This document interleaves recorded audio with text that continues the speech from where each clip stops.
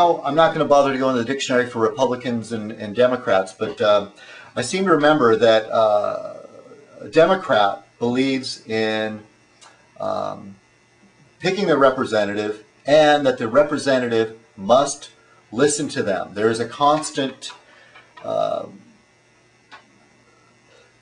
exchange of communication between the elected official and then the people that put him in office. Whereas a Republican has more of a philosophy of we picked our leader, let him lead. And either one doesn't sound too bad, and I don't think really what we have is a strict democracy or a strict republic in either sense. One thing about Republicans, and that's the philosophy that I hear them talk about, they talk about the law and order Republican, and Republicans are big about talking about punishment and locking people up and putting them in jail, and except when it's one of their own. Republicans tend to like authority.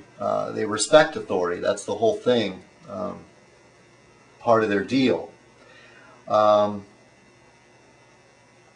The Democrats, I'll read a quote, and this is from memory, it's from Will Rogers, so I just jotted this down. I do not belong to any organized party. I am a Democrat. And even back then, when Will Rogers was around and famous, the Democrats were kind of a joke as far as being a bunch of people that were arguing and with each other and tend to be disorganized, and that's one of the things that makes the Republicans so formidable is that they are united. Reagan had a rule, the golden rule for Reagan was never bash a fellow Republican. We have to keep a united front, essentially march in lockstep, and that when they work together, it's a hard machine to stop. And you look at the guys running, though, the Republicans are all white men. And you look at the Democrats, we've got a woman, a man who's half African, and another man who's half Mexican. Obviously Obama, half African. And Bill Richards, even though he has an Anglican last name, or I guess you'd say Anglo,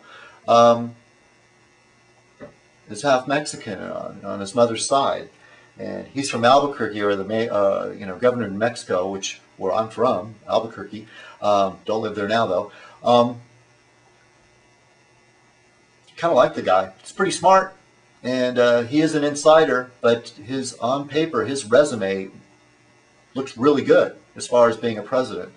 Back to the Republicans. One of the funny things about Giuliani is that he's out. He's a real contender, and it's because of his leadership. He looks like a good leader, but that's because he was like marching around in the rubble after 9/11 when our president went into hiding. So he was the one on camera.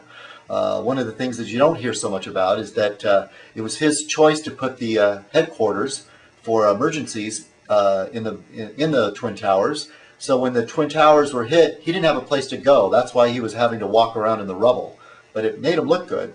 And Bush was in hiding after reading My Pet Goat. He went down the rabbit hole. McCain, used to like him a lot. I like that he still speaks out against torture.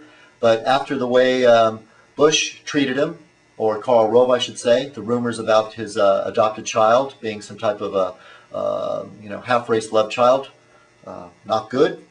And yet he came back and still kissed their butt later because he wants to be president that much. The other thing is Karl Rove started this rumor that McCain was crazy because of his years of being a POW. That's plain dirty, real dirty. Romney, really slick, too slick. The only time he seems sincere is when he's talking about his religion. Huckabee, it's kind of a hick-sounding name, and when he said he doesn't believe in evolution, it kind of comes off as a hick. Later, though, he came up with a statement that sounded pretty intelligent, and it's the idea is that he tries to come up with a compromise about science and believing in God. And that's okay with me. I believe in God, and I trust science too, though. Science is a wonderful thing. They investigate, they look, they change their mind. When the facts change, they change their mind. Unlike some of the people running the show right now. down to Hillary. The funny thing about Hillary lately is that this thing about her theme song picked Celine Dion as the, I guess there was some type of a poll or something they ran on her website. I mean, Celine Dion isn't even an American. She's Canadian. In fact, she's awful. So that's kind of a joke.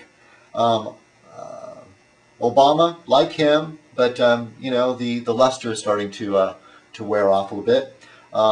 Edwards, populist, runs as a populist. I like what he has to say. Of course, he comes across a little bit slick, but Edwards, there's something about him. I think we should ignore the fact that he primps his hair a lot. And hey, all of us are vain in some way. I mean, and Joe Biden, like him, he was one of the tends to talk a lot, but so do I. And but he was one of the guys that actually had like a plan when all the Republicans said, look at the Democrats, they don't have a plan. He had a plan. I mean, he says there's the Sunnis, the Shiites, and the Kurds, divvy up the country. There's a civil war going on. I mean, at least I'm oversimplifying his plan, but at least he's facing reality. A united Iraq may not be a possibility. But overall, I'm optimistic about the future, because almost anything can be better than what we have now. And I'm just counting the days till we get some changes. And it was funny, I was listening to a clip of Chris Matthews on a podcast. I recommend podcasting. Listen to those podcasts. It's a great way to get your news, and there's so much out there.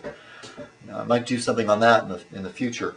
Ralph Nader, pointed out on Chris Matthews that he gave examples of how Nixon was better than Bush.